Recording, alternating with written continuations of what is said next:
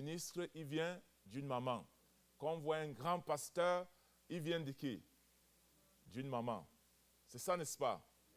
Donc, les mamans sont vraiment, comment je vais dire, le socle même de la société. Et lorsque j'étudiais à l'université, on a démontré que pour identifier l'humanité, on est parti de la mitochondrie de la femme. C'est-à-dire que c'est pourquoi on dit que l'Afrique est le berceau de l'humanité. Parce qu'on a vu que la personne la plus ancienne venait, n'est-ce pas, de l'Afrique, et c'était une femme. Amen. Amen. Les femmes sont une bénédiction. Ce matin, je voudrais partager avec vous sur l'héritage des femmes dans le ministère de Jésus. Amen. L'héritage des femmes dans le ministère de Jésus. Dans nos cultures, je ne sais pas, en Afrique, en Haïti, partout, on a toujours mis la femme en deuxième position ou parfois même en arrière-plan. C'est-à-dire que quand on voit l'homme, on ne voit pas la femme. Ou parfois, lorsqu'on voit des responsabilités, on ne donne pas la femme. La femme était toujours considérée comme une sous-personne. C'est-à-dire qu'on la mettait où? À la cuisine. C'est elle qui doit s'occuper, n'est-ce pas, de la nourriture et s'occuper des enfants, c'est tout. Vous voyez? Mais à un certain moment donné, les hommes ont compris que les femmes ont un rôle très important dans la société. Et toute personne qui a reconnu cela a été bénie. Tout pays qui a reconnu la femme a été béni. Donc c'est pour ces raisons, ce matin, en dehors de ce qui s'est passé dans les sociétés, nous allons voir ce que Jésus lui-même a expérimenté avec la femme. La femme a été une bénédiction dans le ministère de Jésus. Alléluia.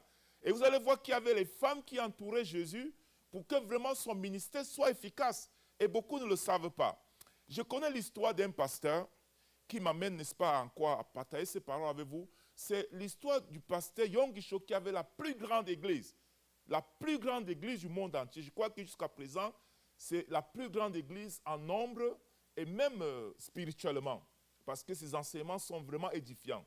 Alors, ce pasteur raconte que il a envoyé les femmes, ces hommes en mission au Japon. Parce que lui, il est pasteur de la Corée du Sud. Donc, il a envoyé les missionnaires au Japon pour commencer un ministère là-bas. Et vous savez, au Japon, ce n'est pas facile de croire en Jésus parce qu'ils ont d'autres dieux. Donc, il a envoyé des missionnaires hommes. Malheureusement, aucun homme n'a pu pénétrer ce pays-là avec l'évangile. Ils sont rentrés en Corée du Sud. Le pasteur Yonggi était vraiment découragé. Il se demandait, mais qu'est-ce qu'il faut donc faire? Parce qu'il avait le fardeau d'apporter l'évangile dans ces pays-là, au Japon. Alors, le Seigneur lui a donné l'idée, envoie les femmes. Lorsqu'il a choisi des femmes, et il a envoyé en mission au Japon, les églises ont commencé à se planter. Alléluia. Et plusieurs personnes sont venues à Jésus grâce à qui? Aux femmes. C'est pour ces raisons, bien aimées, si nous ne prenons pas au sérieux les femmes, que ce soit dans la famille, dans le ministère, nous allons échouer. Alléluia. Jésus l'a compris. Même chose au Burkina Faso, c'est un pays en Afrique. C'est le premier président, il s'appelait Thomas Sankara, qui a reconnu l'œuvre de la femme dans la société. Et vous savez, en Afrique, c'était très difficile pour qu'une femme se tienne devant les hommes et parler. Très difficile. Lorsque Thomas Sankara est devenu président, il a commencé la réforme. Il a dit la réforme va commencer par les femmes. Et il a commencé à nommer les femmes. Et toutes ces femmes-là ont commencé à influencer. Thomas Sankara, il a fait presque peut-être 4 ans comme président. Il a fait ce que jusqu'à aujourd'hui, aucun président en Afrique n'a fait. Il a sorti son pays de la pauvreté et même les pays européens ont reconnu le Burkina Faso. Grâce à qui? À ce président au travers de qui? Les femmes. Il a reconnu les femmes. Donc, si vous voyez même ici aux États-Unis, les femmes, à un moment donné dans l'histoire, n'avaient même pas le droit de voter. C'est-à-dire qu'on n'entendait pas la voix des femmes. Ici aux États-Unis, les hommes noirs et les femmes, ils étaient égaux. Vous ne votez pas. Or, vous savez très bien qu'ici aux États-Unis, le vote, c'est important. C'est le vote qui apporte le changement. Mais les femmes n'avaient aucun droit de voter. Et moins encore même de prendre la parole en public. Ici aux États-Unis. Mais lorsqu'on a changé la loi, lorsqu'on a implémenté la loi que les femmes, désormais, vont commencer à voter. Aujourd'hui, on a un vice-président qui est quoi? Une femme. Et ne soyez pas étonnés qu'ici aux États-Unis, on aura une femme présidente. Alléluia. Si la société nous montre toutes ces choses-là, bien-aimés, comprenez très bien que ceci vient de la parole de Dieu. Tous ceux qui ont compris les principes de la parole et ils appliquent ça dans la société, ils ont toujours réussi. Alléluia. Alors si l'Église ne comprend pas ça, nous allons passer à côté, disant que non, les femmes n'ont pas un rôle dans l'Église. Je vous dis, si nous oublions ça, nous allons passer à côté de la bénédiction que Dieu va accorder à son Église. Alléluia. Que les femmes disent Alléluia ça. Alléluia. Je veux vraiment entendre la voix des femmes. Parce que Dieu veut vous utiliser pour la transformation. Amen.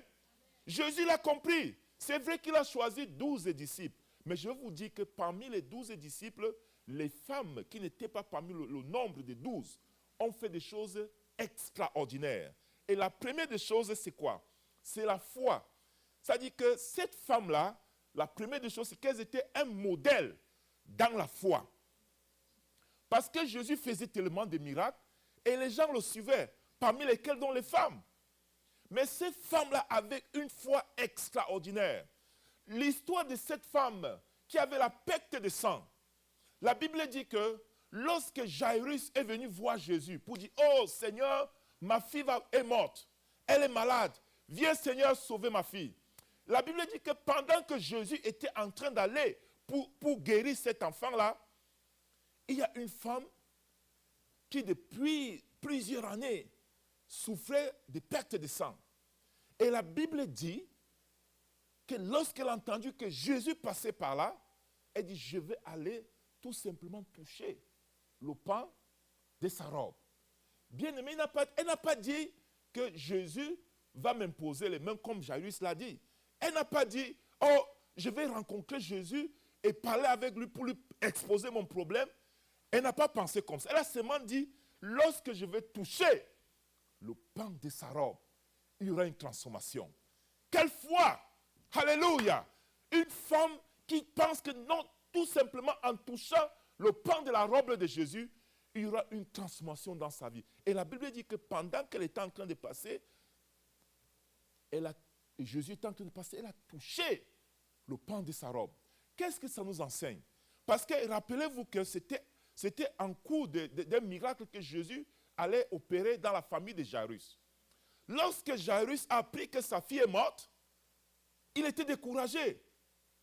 Et Jésus lui dit, Monsieur Jairus, tu es venu m'appeler pour que je vienne prier pour ta fille. Mais je vois que tu n'as pas la foi. Je t'ai dit, si tu crois seulement, tu vas voir. Ça veut dire, regarde cette femme-là. Il y a une femme que j'ai guérie lorsqu'on était en train d'aller vers chez toi. Rappelle-toi de cette femme-là. Tu dois prendre pour modèle cette femme-là et repositionner ta foi. Alléluia. Alléluia. Cette femme a été un modèle de foi. Parce que quand Jairus a pensé ça, il dit, mais c'est vrai Jésus. Quand j'ai vu cette femme, elle ne t'a rien dit. Moi, je t'ai dit, viens imposer les mains à ma fille. Mais cette femme-là a seulement dit, moi, je vais toucher le pan de la robe de Jésus. Seigneur Jésus, je crois. Je crois à ce modèle de foi.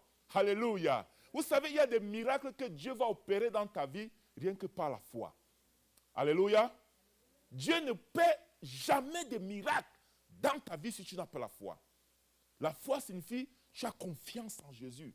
Tu as une confiance totale à sa parole. tu t'assois sur sa parole. C'est ça la foi. Et cette femme a eu la foi en Jésus. C'est pourquoi Jésus a pris pour modèle la foi de cette femme pour dire à Jairus, si tu veux aussi voir le miracle dans ta famille, pense à cette femme. Que le Seigneur Jésus te prend pour modèle au nom de Jésus. Alléluia. Que quand Jésus voit ta foi, il dit vraiment, je veux que tu regardes cette femme-là. Parce que cette femme-là est une femme de foi. J'ai commencé à prier pour certaines sœurs. Je leur ai dit, si vous voulez voir le miracle dans votre vie, il faut avoir la foi.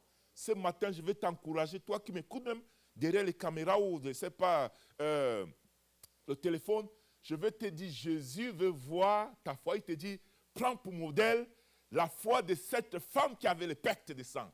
Alléluia. Dieu utilise les femmes de foi. Deuxième exemple, ce sont les femmes qui, premièrement, ont témoigné de la résurrection de Jésus. Quand nous lisons dans 1 Corinthiens chapitre 15, la Bible dit que sans la résurrection, notre foi est vaine. Amen. Sans la résurrection, tout ce que nous faisons, ça n'a aucune importance. Mais imaginez-vous que Jésus était avec ses disciples. Et ses disciples savaient très bien que Jésus allait mourir et il allait ressusciter parce qu'il leur a parlé de ça plusieurs fois. Et la Bible dit que très tôt le matin, vous voyez, écoutez-moi, bien-aimés, quand Jésus est mort, les disciples de Jésus, au lieu d'être focalisés pour voir cette parole s'accomplir, hein? Amen. Amen. La Bible dit qu'ils étaient découragés, dispersés. Même Pierre, le responsable des disciples, ils étaient découragés. Mais la Bible dit les femmes veillaient, les yeux étaient ouverts pour aller à la tombe, pour confirmer et affirmer que Jésus est ressuscité. Alléluia. C'est pour ces raisons la Bible dit que très tôt le matin, cette femme-là sont parties à la tombe et ils ont vu quoi? La pierre roulée. Et regardez, elles ont cru à ça. Et ils sont maintenant rentrés vers les disciples pour dire, voilà, Jésus est ressuscité. Est-ce que Pierre a cru? Pierre n'a pas cru. Il a dit que non, je vais un peu courir. Même comme il était déjà vieux là, il a quand même couru, n'est-ce pas, pour aller d'abord voir. Avant de quoi, c'est que le Seigneur lui avait dit. J'ai béni les femmes au nom de Jésus-Christ. Les femmes qui croient. Et elles restent focalisées. C'est pour ces raisons, elles ont témoigné. La femme a témoigné. C'est la femme qui a témoigné, premièrement, la puissance de la résurrection. Et je prie que les femmes de notre église ne perdent pas leur focus. Ouvrez vos yeux. Continuez à témoigner. Amen.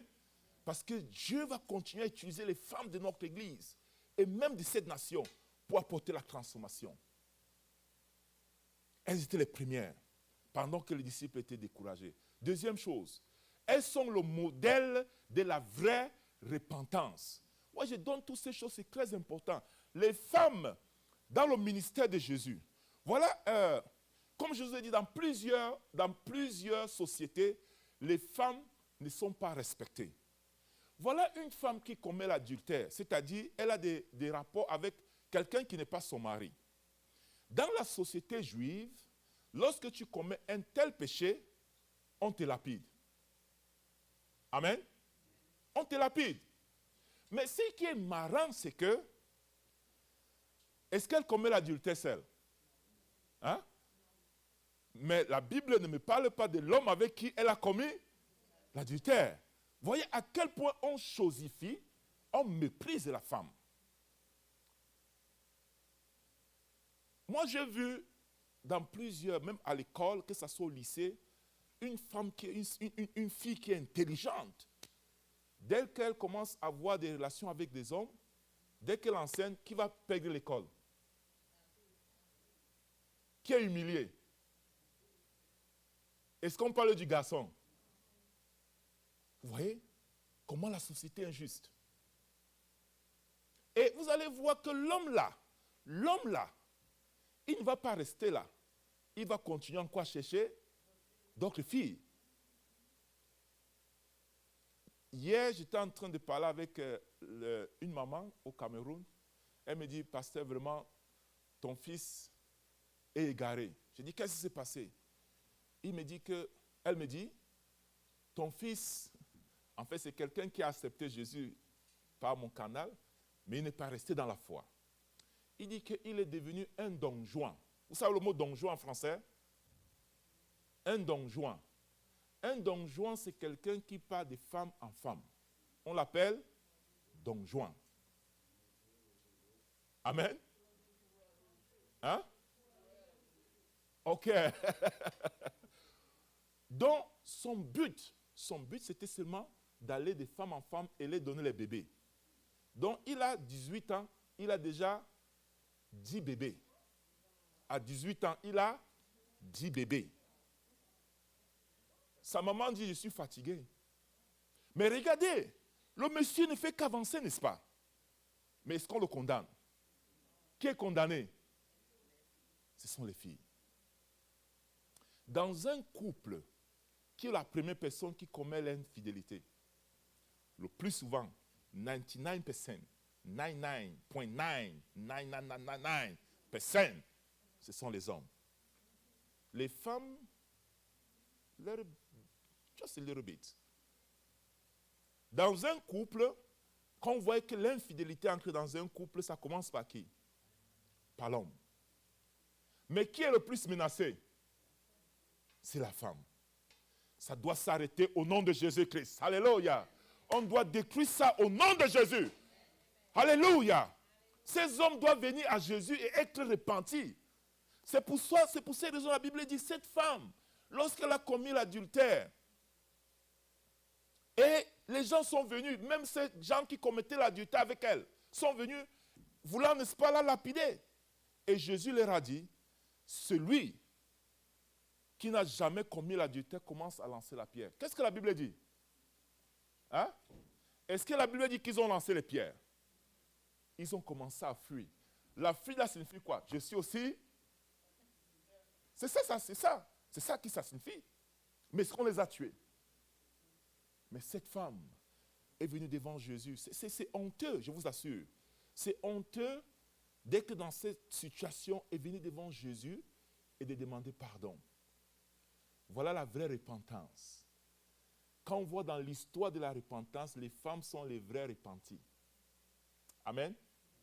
Même dans un couple, quand il y a des problèmes, les femmes se repentent sérieusement. Quand elle dit que je pardonne, elle a vraiment pardonné. Mais les hommes vont toujours, je ne suis pas en train de fustiger les hommes, mais c'est ça les hommes.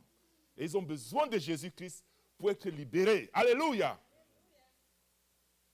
La femme montre le modèle de la repentance.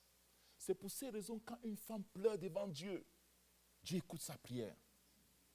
Et est-ce que vous savez que la Bible dit que si ton mari te fait quelque chose, tu es frustré. La Bible dans Hébreu. Si tu es frustré, si tu n'es pas content, il part pour prier à l'église, sa prière ne sera pas exaucée. Tu sais ça? Je t'informe, femme. Alléluia. C'est ça, c'est pourquoi ma femme, si je fais quelque chose à ma femme, elle sait que si je vais aller prier, hein, Dieu ne va pas écouter ma prière. Hein? Il faut que je me répande d'abord avant d'aller dans la présence de Dieu. Vous voyez, Dieu reconnaît ça. Bien-aimé, la femme adultère était vraiment le modèle de la repentance. Autre chose, les femmes ont tout donné pour le ministère de Jésus. Les femmes ont tout donné. Les femmes ont tout donné pour le ministère de Jésus. Alléluia. Les femmes ont tout donné pour le ministère de Jésus. Can you put the slide, please? Les femmes ont tout donné. Premièrement, Marthe a donné sa maison pour, pas ma femme, parce que Marthe, ce n'est pas ma femme, mais elle peut aussi donner sa maison pour Jésus. Alléluia. Donc Marthe, la Bible dit qu'elle a donné sa maison à Jésus. Toutes les fois que Jésus allait visiter ses amis, il habitait chez eux. Jésus était la bienvenue chez eux. Amen. Ça, c'est la femme. Regardez, vous allez voir toujours que dans un couple, lorsque il y a un étranger qui vient, la femme est prête, n'est-ce pas, à accepter. Mais l'homme, généralement, n'aime pas, n'est-ce pas? Hein? Les femmes aiment accueillir. Et quand tu viens, elle va faire de la nourriture. Hein? c'est rassurer que tu es à l'aise. Et j'aime tellement quand la sœur Adeline fait le riz. J'imagine que si je vais lui rendre visite, elle va me faire du riz avec le haricot, le riz à la haïtienne. Hein? Oh, quand je mange ça, vraiment, mes oreilles deviennent un peu plus longues et je comprends mieux. Alléluia. Vous voyez, ça dit que quand je vais là, elle me reçoit avec ce riz-là, mais je serai content. La femme, c'est ça. Amen. Les hommes, ils n'aiment pas le détail. Ils sont là dans les généralités. Ah, comment ça va, frère? Ah oui. Mais la femme, elle se rassure que tu es à l'aise. Et c'est ce que Marthe a fait avec Jésus. Elle se rassure que Jésus est à l'aise. Si nous voyons aussi, lisons, je veux qu'on ouvre notre Bible dans Luc chapitre 8, verset 1 à 3. Ouvrons notre Bible. Ça, c'était un groupe de femmes, on appelle les femmes philanthropiques. Les femmes qui mettaient non seulement leur temps pour Jésus, mais ils ont aussi mis de leur argent, surtout l'argent. Les gens vont dire que, mais est-ce que Jésus avait besoin d'argent? Hein? Amen? Amen?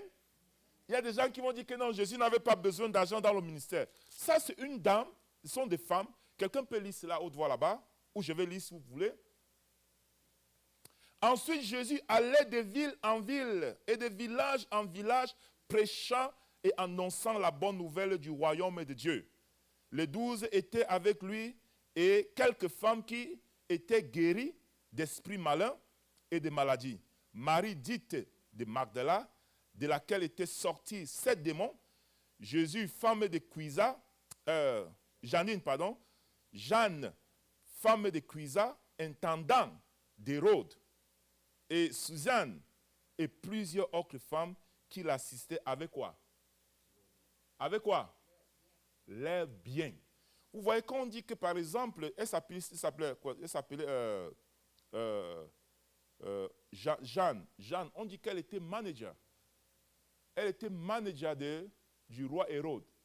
Ça veut dire qu'elle avait de l'argent, n'est-ce pas? Hein? Amen? C'est la Bible.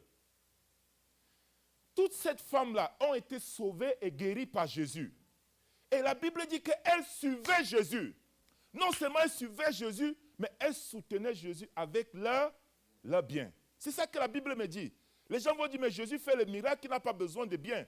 La Bible me dit que cette femme-là soutenait Jésus et les disciples de Jésus avec leur bien. Les femmes. Je n'ai pas vu dans la Bible où les hommes ont soutenu le ministère de Jésus avec leur bien, si ce n'est les femmes. Première, les femmes. Les hommes vont toujours donner, mais les femmes d'abord. Et je prie que notre Église, que les femmes de notre Église soutiennent le ministère de Jésus. Continuez à soutenir le ministère de Jésus. Alléluia. Et Dieu va vous bénir. C'est pour ces raisons que vous allez voir que non seulement ces femmes ont été guéries par Jésus, mais elles étaient toujours là pour soutenir. Alléluia. Amen.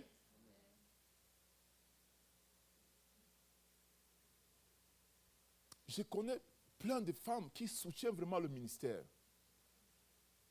Elle ne regarde pas, elle regarde son salaire, elle ne tient pas derrière. Elle donne pour le Seigneur. Les hommes parfois vont dire, non, on ne donne pas. Donne peut-être, non, petit, non, on ne donne pas. Mais la femme, quand son cœur est pour Jésus, elle va donner. Amen. Femmes de l'Église, n'hésitez pas de soutenir le ministère. Vous savez, quand vous soutenez le ministère, ne faites pas la publicité. Parce que quand vous faites la publicité, vous perdez votre bénédiction. Amen. Ne faites pas la publicité parce que Jésus dit, quand vous donnez avec la main gauche, il ne faut pas que la main droite sache votre main là.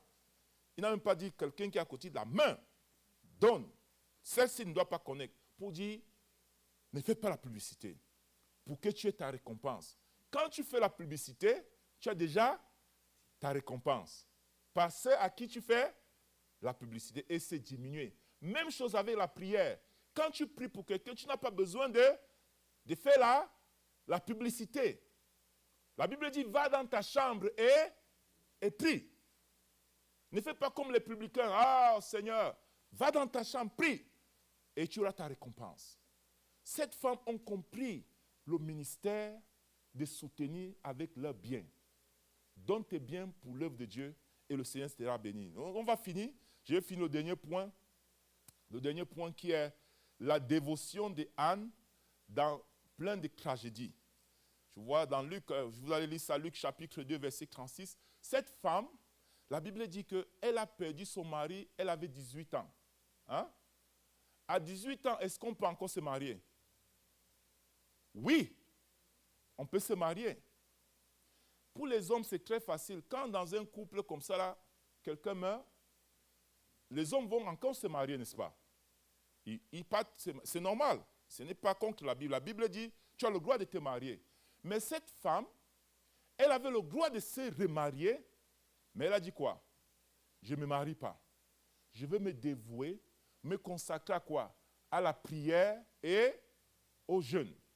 La Bible dit que chaque jour, elle était dans la maison de Dieu pour prier et jeûner.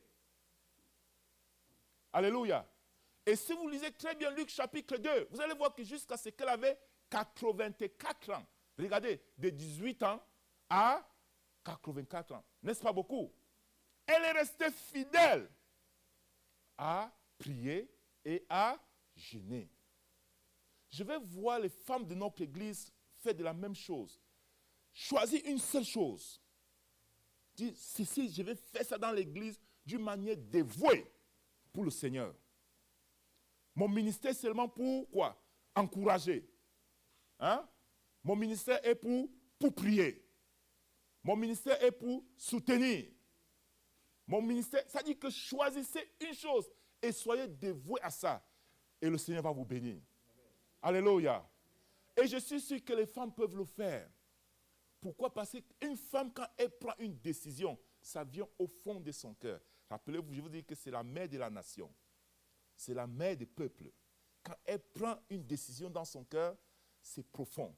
Les hommes sont toujours en l'air. Il peut prendre une décision aujourd'hui, mais demain, il a oublié qu'il a pris une décision.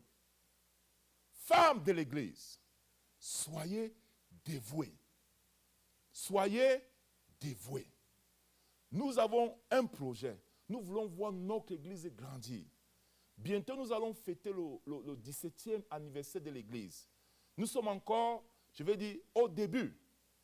Mais regardez si Dieu, parce que j'ai prié, j'ai dit ça au passé, j'ai prié, et Dieu m'a fait voir 200 membres dans cette Église. Amen. Mais si Dieu envoie 200 membres dans cette Église, il faut qu'on soit prêt de prendre soin des 200 membres. Parce que quand c'est déjà 200 membres, soyez sûr qu'on va à 400. Très vite. Mais Dieu veut voir des gens qui sont comment? Dévoués. Des gens qui sont consacrés dans ce qu'ils font. On veut voir des gens qui prient. Et je vais finir ceci en disant, comme c'est la prière, j'ai visité l'église du pasteur Kim en Corée, une très grande église à Séoul. Je lui ai posé la question, quel est le secret de la croissance de son église? Il dit que Dieu les a mis à cœur avec sa femme de commencer à prier. Ils étaient au village. Ils priaient chaque jour. Dieu leur a dit, allez en ville, à Séoul, par direction du Seigneur. Ils sont allés à Séoul, la capitale, et ils ont continué à faire la prière. Ils ont commencé une petite église comme ça. Chaque matin à 5 heures, ils viennent, ils prient jusqu'à 6 heures. 1 heure de prière. Chaque jour, ils prient. Et maintenant, les gens ont commencé à les joindre. Plusieurs, avant d'aller au travail, qu'est-ce qu'ils font? Ils viennent à l'église, ils prient 1 heure et ils vont au travail. Cette église, rien que la prière matinale, ce n'est pas l'église régulière du dimanche. La prière matinale avait 6000 membres. 6,000 members come in the morning, 5 o'clock, just to come and pray. N'est-ce pas une bénédiction? Amen? Amen? Est-ce que vous croyez qu'on ne peut pas faire ça ici? La prière a une puissance si nous sommes dévoués. Et dans cette même église, il dit, quand il prêche le dimanche, il prêche pendant 30 minutes. Mais pendant les 30 minutes, il y a 120 femmes, pas des hommes, femmes sous-sol en train de prier pour la prédication. Quelle bénédiction. Pendant la prédication de combien de minutes? 31 minutes. Il y a combien de personnes qui prient en sous-sol? 120. Je vais voir des femmes comme ça dans notre église au nom de Jésus, qui sont dévouées dans la prière pour voir l'œuvre de Dieu grandir et apporter la transformation. Je ne peux pas diriger, même pour diriger la louange, tu dois passer du temps dans la prière. Quand tu ouvres ta bouche, l'onction descend et ça guérit les gens. Alléluia. Quand tu prépares ta prédication de 30 minutes, quand tu passes dans le moment dans la prière, quand tu viens, tu ouvres ta bouche, l'onction descend, ça guérit. Amen. On a besoin de ça dans cette église. Que Dieu vous bénisse ce matin. Je veux vraiment voir des femmes dévouées à l'Éternel. Rappelez-vous, c'est l'héritage des femmes dans le ministère de Jésus. Que Dieu vous bénisse.